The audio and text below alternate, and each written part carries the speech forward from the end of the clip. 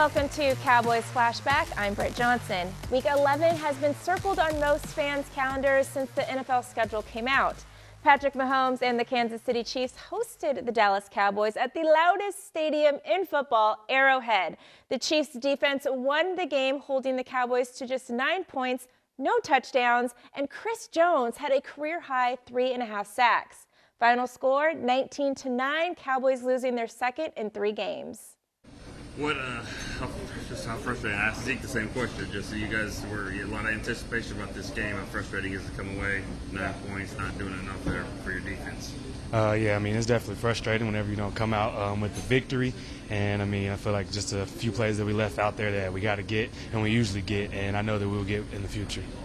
What, even on your, you had a couple drops there, but the reverse one like that, is that just one of those things where you're kind of looking to make the play and don't even get your eyes off of it? I mean, the drops that I had out there, I definitely got to pull the ball in. I mean, that's my job, and that's my part in the whole 48 of what we're doing here. And then on the specific sweep play, I thought it was a handoff, not a toss. So that's why.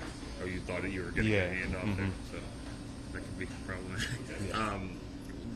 With Thanksgiving coming up, obviously Amari could miss the game and CD could miss it as well. What do y'all do as an offense? Is it still next man up? You know it's going to be a lot more attention on you? I mean, whatever the coaches call, and I know that, I'm ready whenever those guys can't go. And sad to see CD go down like that, but and then obviously the shock with Coop, but I got to get in there for my team, and whatever they roll, I'm going in there. I got to execute. With a game like this, a 4-day turnaround can be tough. Is it almost better, though, to say, hey, we got to get this taste out of our mouth and go win? Yeah, I mean, this team is very good at moving forward and staying neutral, and, I mean, that's what we got to do. We had a great game last week and then come out here and get the short end of the stick, so that's just how football rolls. Were they doing anything specific that you guys weren't aware of? I mean, or that weren't maybe ready for it, something new that they hadn't shown on tape before? I mean, they came out there and played a good game. I mean, that was a good team that we just played, and I feel like they played their techniques, and they came out with the victory. Awesome. Thank you. Appreciate you. The Cowboys' offense fell apart quickly. Not only did the offensive line look a little bit differently this week, Tyron Smith still out, and Connor McGovern taking over at left guard after Connor Williams was benched due to excessive penalties over the last few weeks. The team also lost Amari Cooper prior to the game after he was placed on the COVID reserve list. And to add insult to injury, CeeDee Lamb suffered a concussion at the end of the first half. Obviously, this is not the outcome you guys wanted in a showdown like this. Is there anything you can put your finger on of kind of what attributed to the offensive struggles today? I mean, I don't know. Just a lot of stuff wasn't clicking for us. That's the best way I can put it. Not a whole lot there. Just wasn't clicking today. Sometimes the first play of the game can set a tone for it all. I know Dak would probably want to have that one back. Can you walk us through that play? So I was just, slaying go. They gave us the coverage. It was just a little overthrown ball. It happens. I mean, that's what it is. But we knew we had it, so it's like, might as well take it. So. You know, you guys are a confident group of receiver. What changes, though, when, obviously losing Amari, losing and then CD at halftime of the game? I mean, how tough a blow is that, losing those two? Man, folks just got to step up. That's all on us. We got to make those plays when they come to us, and we just didn't make it plays today. So that's on us. We'll take that. You've had a few Thursday games, some Thanksgiving games. What's the biggest key on a short week like that? Make sure you get your mentals right, especially after taking a loss like that. Make sure you come back and you got to move on. You got a game in, 3 days? So you got to move on. Nothing official, but there's a chance those two guys could not play in the game. If that happens, how much confidence you have, not only in yourself, but Cedric and Noah and Malik? I got all the confidence in the world in them. I mean, I've been saying it since day one. Those my boys. If they need to step in, they have, the whole season. That's what we need to go do. So that's what we're going to do. You ready to get this game out of the way and go and move forward? Of course. That's how it works, baby. Got to let it ride and then, move on to the next. Awesome. Thanks, Mark. Sure. Thanks for stopping. Even during losses, the Cowboys are still leading the league in some key stats. Stay tuned because I'm going to give out my game ball next. Dallas Cowboys Flashback, presented by Reliant, is brought to you by AT&T. Choose VA. Veterans get the benefits you've earned. Visit choose.va.gov. And by Reliant, an NRG company.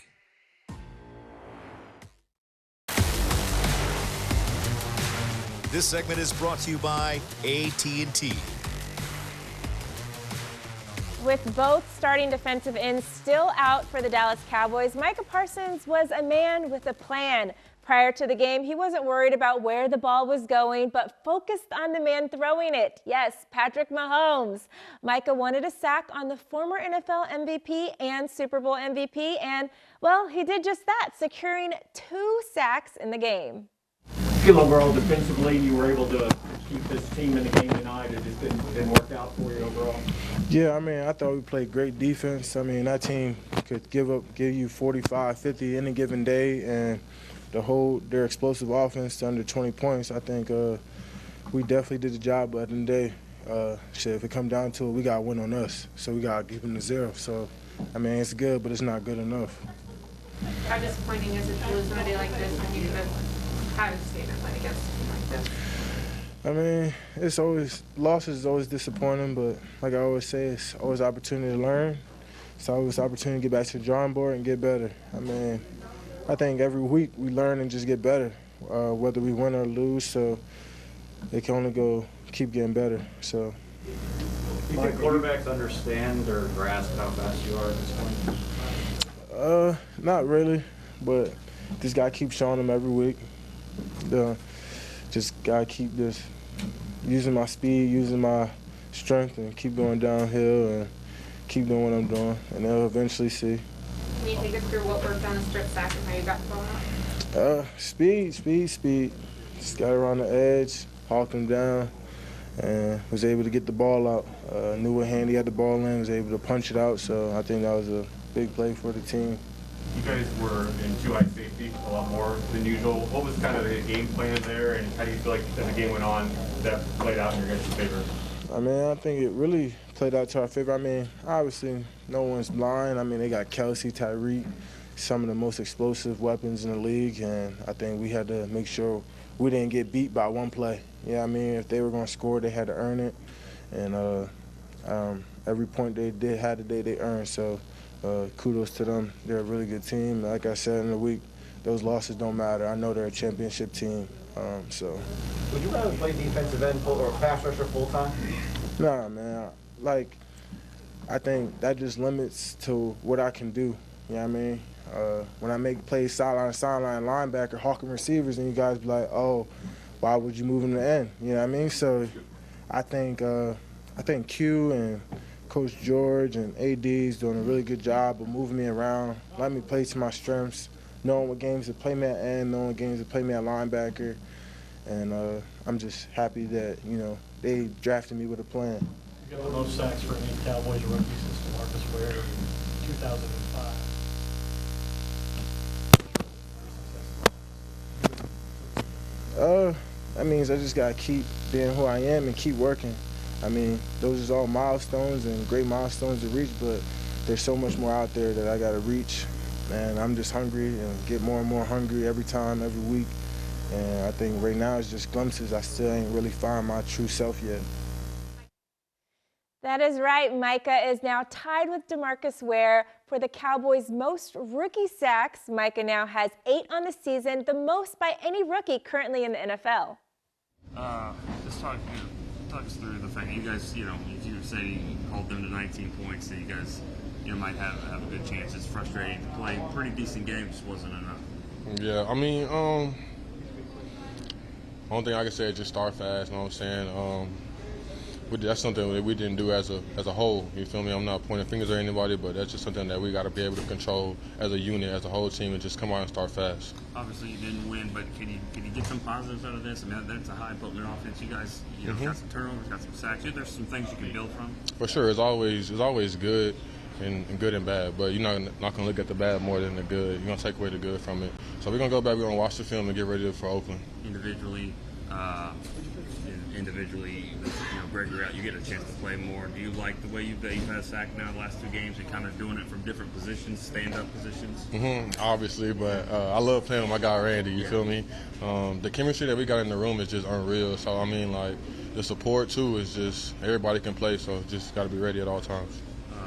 Number 11, he's just wowing every week. And what can you speak of him as a rookie rushing from all different places and what he's been able to do. Man, that kid's a monster, man. He just comes ready every week and execute every game. So, you know what I'm saying? Just keep up the good work to him.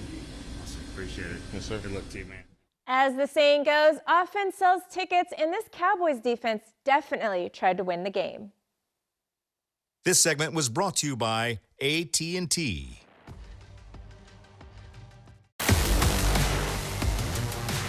This segment is brought to you by Ashley Home Store, the official furniture store of the Dallas Cowboys. On the defensive side of the ball, the Cowboys already had a huge task at hand going up against a pass-heavy team that leads the league in pass attempts, pass plays, and passing yards. Unfortunately, the boys were without some of their top players at defensive end, but managed to get some big sacks and a few turnovers. It just wasn't enough to secure a victory. This obviously wasn't the outcome that you guys had anticipated. Just overall, just how frustrating is it? A big game, big showdown, and it ends up like that. You know, every loss is frustrating. You know, I don't know how it looks on film, as every loss, but you know, we'll get in the film room and get to watch it. But you know, we just go out there and play our hearts out, and you know, whatever outcome it is, we just gonna try to correct that or try to build off of if it's a win. So. You know, it was a big one that we couldn't pull out, but our season's not over. You've said several times, we don't point fingers around here. Offense, this wasn't maybe their day. Defense, you guys play pretty well, but it's one of those things that, hey, it's all win-lose team, always as a team. Yeah, I mean, how many points did we score? 19-9. 19-9. So we don't give up 19 points, we win. It's just that simple. It's as simple as that. We give up 8 points, we win the game. So, it's not on anybody. We gave up 19. They beat us 19-9. The game is scoring more points and keeping them from scoring. And they scored more points than us, and we gave up, more than we scored. So it's on everybody. Obviously, you guys had a pretty good job there, but talk about those guys specifically, Tyreek Hill and Kelsey, just how the matchups, how tough they can be to match up with. A lot of respect for those guys, for both of them. But, we got players that can go out and play, with anybody in this league. So, like I said, nothing but respect for them. But, it wasn't anything that we couldn't handle, and we went out there and we handled our business and tried to do our best to limit those guys. After a game like this, is 4 days, is it actually a good thing? The fact that you guys, you have to store it away, get after the Raiders, and start focusing on them immediately. Yeah, it is. You hit your recovery as hard as you possibly can, and we're back at it Thursday. To try to get us a win, and get this thing back rolling how it needs to be rolling. Awesome. Thank you. Appreciate it. The Cowboys may not have won the game, but holding the Kansas City Chiefs to just 19 points is a positive to take into Thursday's matchup. Wanted to get your thoughts on obviously a disappointing outcome there for the game. Is it frustrating when the defense keeps holding Mahomes and that group down relatively well, but yet it just wasn't enough? I mean, it's just what it is. We got to come out and we got to play a complimentary football game on both sides of the ball. Regardless if, they come out, they get a quick score on the defense, and then we start slowing them down. Regardless of the case may be, we got to be complimentary. We got to play off of each other. And when we get opportunities to make plays and opportunities to get ourselves ahead, we got to just not shoot ourselves in the foot. We're just not being on detail, not finishing plays and penalties and stuff like that, So. You played in Arrowhead before? Yeah, this is my second time. I played here last year. Just can you describe the atmosphere? A lot of Cowboy fans too, but just describe the atmosphere, how electric it was there. I mean, yeah, the atmosphere is always electric here in the stadium, which is definitely, you could say it gives them an advantage. But at the same time, you just got to come in with a neutral mindset, regardless of the atmosphere or who's watching you, how many fans you got in the stands. You got to just block all that out and focus on just doing your job one play at a time. I don't know if you played Thanksgiving or a game before, but you definitely played Thursday games before. Mm-hmm. What's the toughest thing to do there? Is it one of those mind over matter? You got to just get it ready, get your body ready? It's another week, it's another opponent. You just got to prepare for them as best as possible. Do your research, get a game plan together, and try to get your bodies ready to go out there and execute, turning around from a Sunday game going to a Thursday one. Real quick, I think Mike got 3 sacks that made the Cowboys record. At least he tied it. You just talked about him playing off the edge today and just what he's been able to bring as a rookie. Man, that guy is athletic, and the moment that you second guess on which way he's going to beat you, so, and he shows it consistently. I love playing with him. He makes everybody else's jobs easy, so can't complain about Mike out there. Thank you. Thank you. I have a special guest joining me for the first time ever on Cowboys Flashback when we return. This segment was brought to you by Ashley Home Store, the official furniture store of the Dallas Cowboys.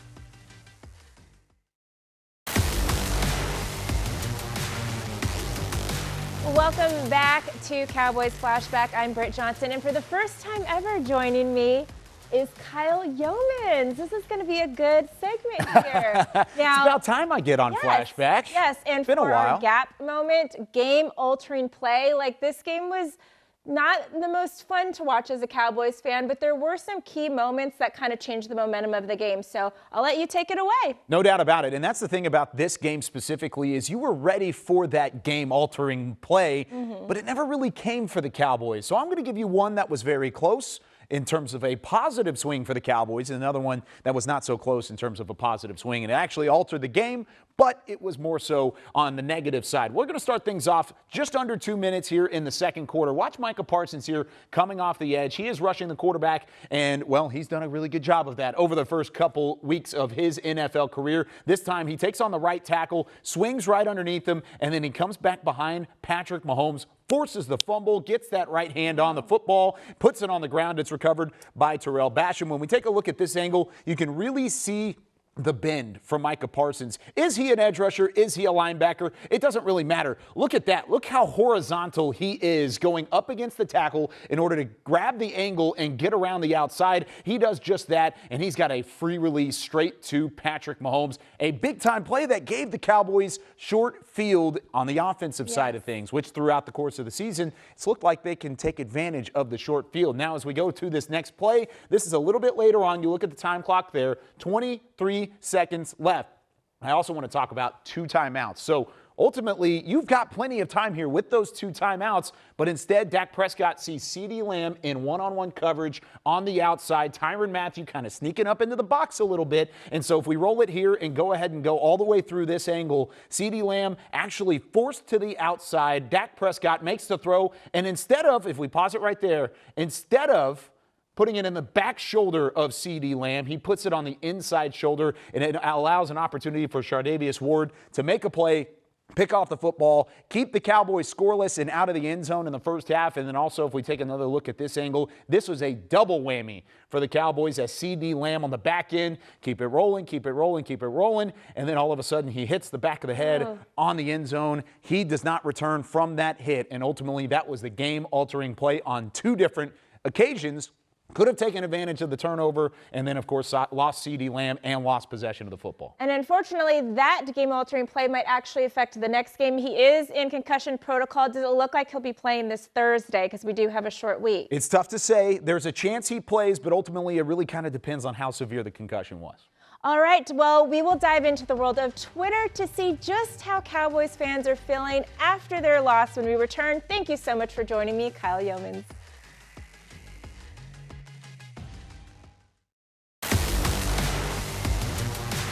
Dallas Cowboys Flashback, presented by Reliant, was brought to you by AT&T, Reliant, an NRG company, and by NFL Game Pass. You'll never miss a game again. Enjoy full and condensed game replays from Week 1 to the Super Bowl. Welcome back, everyone, to our final segment. It is time to check in with Twitter. Now, it's not so great to check in with Twitter when it's not a Victory Monday, but you know what? We got some positive ones coming to you guys still. This first one by Eric says, name a team that hasn't had a bad week. You're going to point at one random week that everybody has throughout every season. Not saying Dallas goes all the way, but there is no obvious can't-beat team. anywhere right now. Definitely true on this one. Let's check out our next one here. Says, truly think the Cowboys lost because I wasn't wearing Cowboys apparel. I'm sorry, I let the team down. You are just like me, sis, because I do that all the time. I think I'm responsible for the team's loss. This one, we got a positive one here from the Dallas Cowboys. It is a good stat. Dak is the 9th in NFL history to reach 20,000 yards in his first 78 games. Definitely got to end on a positive note with my man Micah Parsons, who says, keep believing. We gonna be great. #Cowboys Nation. That is amazing. We got to keep believing. We have a Thursday night game against the Raiders. We will see you guys next time on Cowboys Flashback. I'm Britt Johnson.